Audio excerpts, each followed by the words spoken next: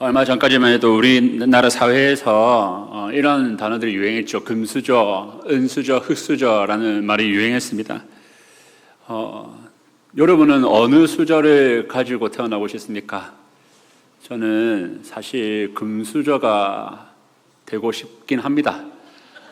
그래서 제가 좀 살아온 환경이 흙수저에 가깝기 때문에, 거의 흙수저이기 때문에 금수저에 살면 어떤가라고 부러워하기도 합니다. 그래서 하나님께서 저한테 말씀하시기를 너 다음에 금수저로 태어날래? 은수저로 태어날래?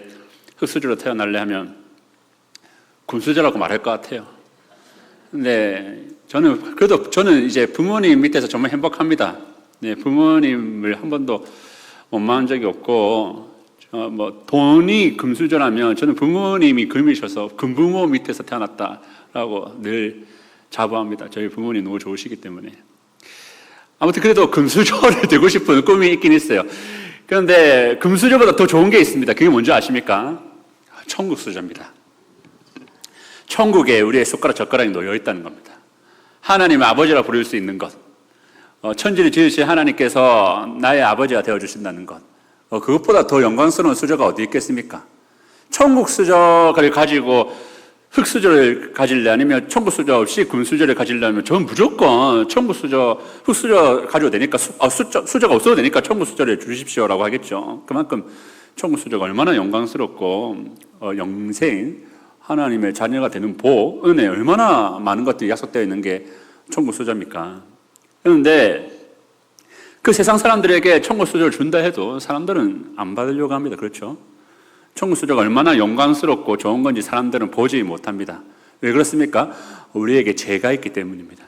우리 안에 있는 죄성은 그 놀라운 그 하나님의 영광과 복과 기쁨과 즐거움을 따르지 아니하고 그것을 꺼립니다. 멀리 하려고 하죠. 하나님을 미워하는 경향이 생깁니다. 그래서 오히려 영광스럽고 영원한 그 영광스럽고 기쁨과 즐거움의 천국 수저를 멀리하고 이 땅에 있는 흙수저, 이 땅에서 곧 사라질 것을 향해서 먹고 사는 일에, 이 땅에 먹고 사는 일에 곧 사라질 인생에 목숨 바쳐서 살아가죠. 하나님께서 주시고자 하는 그 영광스러운 그 천국 수저를 나는 필요 없어 라고 얘기하고 안 보이니까 필요 없어 하고 이 세상에서 그냥 잠깐의 그 세상에 잘 먹고 잘 사고 싶어 하는 것이 인간의 모습이라 하겠습니다.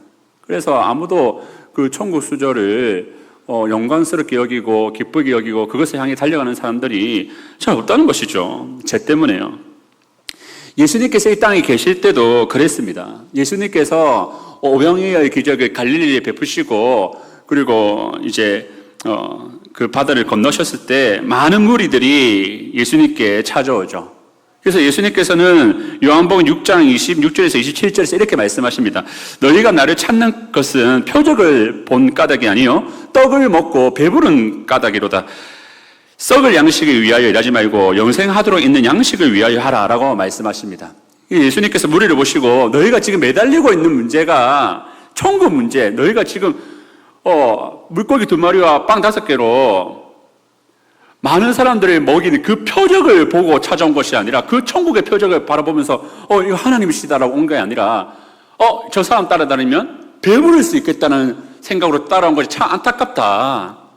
이 땅을 위해서 일하지 말고 하나님 나라 천국을 위해서 일할 수 있어야 된다라고 무리들에게 안타까워하시면서 말씀하시죠. 영생을 위해서 일하라.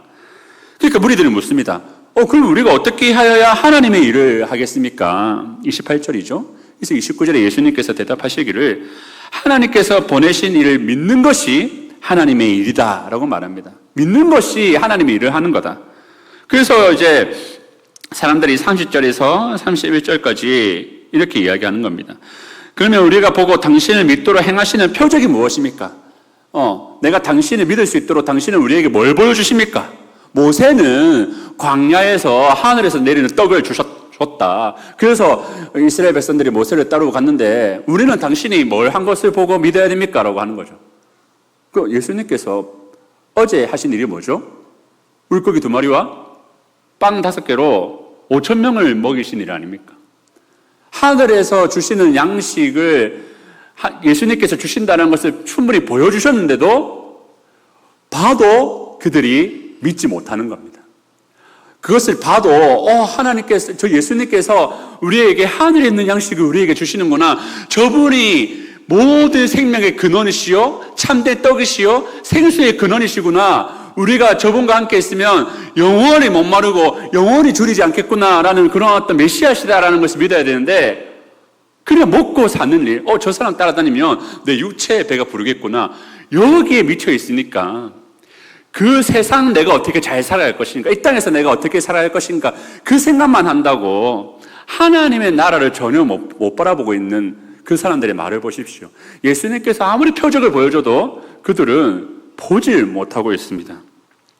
그래서 이게 너무 안타까운 것입니다. 이것이 인간의 죄성입니다. 예수님께서는 36절에 너희는 나를 보고도 믿지 아니하는도다 라고 말씀하십니다. 우리는 보면 믿겠다라고 말하지만 우리의 경향과 성향이 너무 죄로 기울어져 있기 때문에 우리는 보고 싶어 하는 것만 봅니다.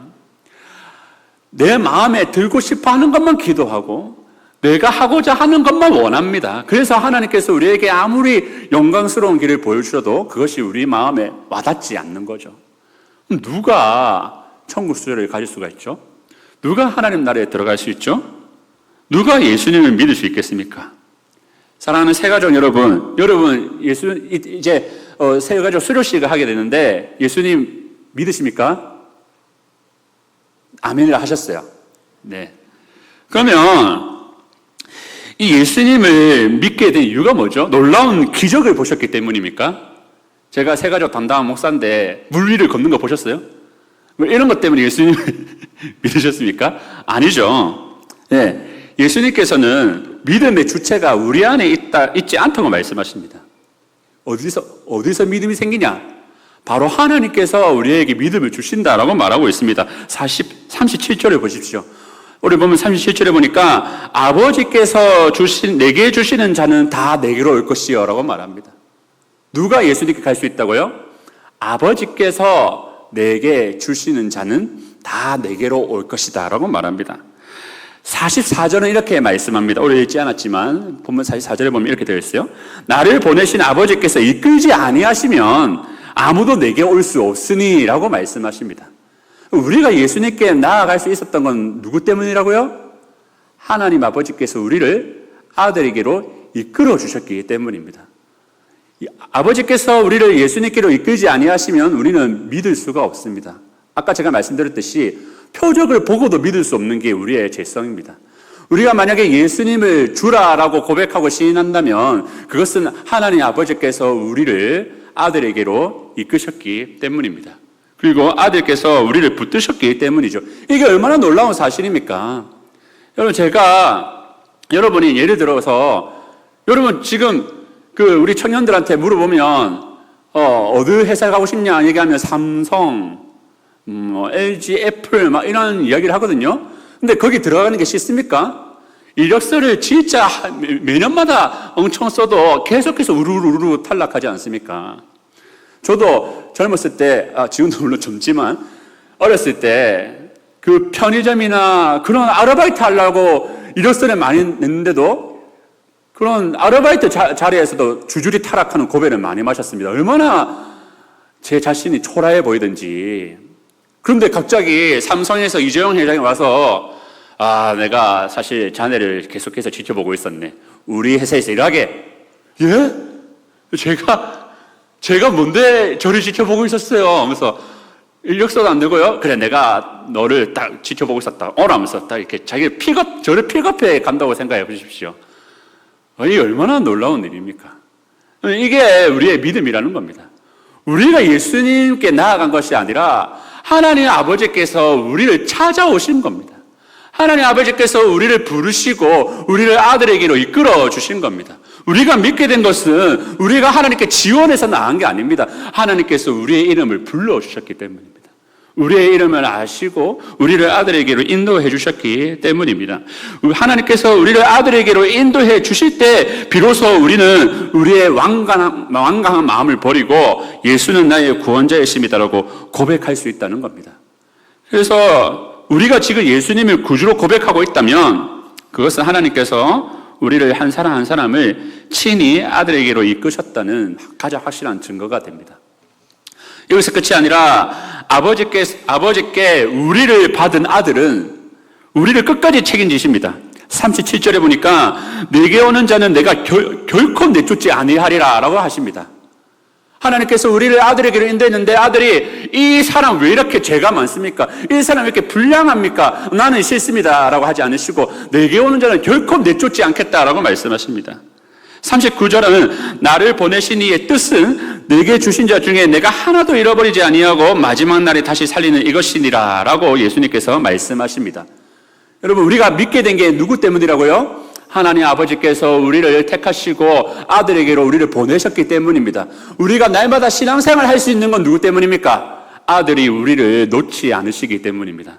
아들이 날마다 우리를 붙드시고 그의 신부, 그의 아내로 우리를 삼으시고 우리를 끝까지 참으시고 사랑하여 주시기 때문입니다.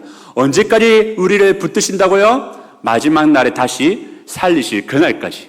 예수님께서는 나를 구주 예수라 부르는 자마다, 그리스도라 부르는 자마다 예수님께서는 붙드셔서 그의 나라가 오기까지 우리를 항상 지키겠다고 신실한 남편으로서 우리를 약속하고 계시는 것입니다. 여러분, 우리가 새 가족이 되어서 예수를 믿고 이제 교회 신앙생활 하는 모든 것들이 내가 잘해서가 아니라 먼저 생각해야 될 것은 하나님께서 정말 날 사랑해 주셨구나라는 것을 알아야 됩니다. 그리고 나를 사랑해 주셨구나. 그리고 지금도 나를 붙드시고 또 날마다 나와 함께 해주신다고 약속하시는구나. 그 하나님의 사랑을 먼저 깨닫고 고백해야 됩니다. 그 사랑을 먼저 깨닫고 고백할 때만이 우리의 인생이 비로소 하나님을 사랑하고 하나님을 섬기는 온전한 자세로 나아갈 수 있다는 것입니다. 하나님, 제가 잘 믿겠습니다. 제가 주님 깍 붙들겠습니다는 결단도 귀하지만 하나님, 제가 무엇이기에 저 같은 죄인을 찾아오셔서 저를 아들에게로 가게 하십니까? 라는 감격. 또 저 같은 죄인을 봤을 때 주님 저를 떠나소서라는 말밖에 나오지 않는 우리 비참한 인생을 결코 떠나지 아니하시고 붙들어 주시는 그 예수님을 향해서 참 감사합니다, 참 사랑합니다라는 그러한 신앙 고백으로 우리가 세상을 살아야 한다는 것입니다. 사랑하는 새가족 그리고 온 교회 여러분, 주님께서는 우리에게 약속하십니다. 마지막 날에 반드시 다시 살리리라 2번을 말씀하십니다. 그 믿음으로 두렵고 또 걱정하고 염려하는 인생이 아니라 담대하게, 요한복음 17장 18절에서 아버지께서 나를 세상에 보내신 것 같이 나도 그들을 세상에 보내었고 라는 예수님의 말씀을 따라서 담대하게 날마다 사랑받는 자로서 이 세상 살아가는 저 여러분이 되기를 주의 이름으로 축원합니다.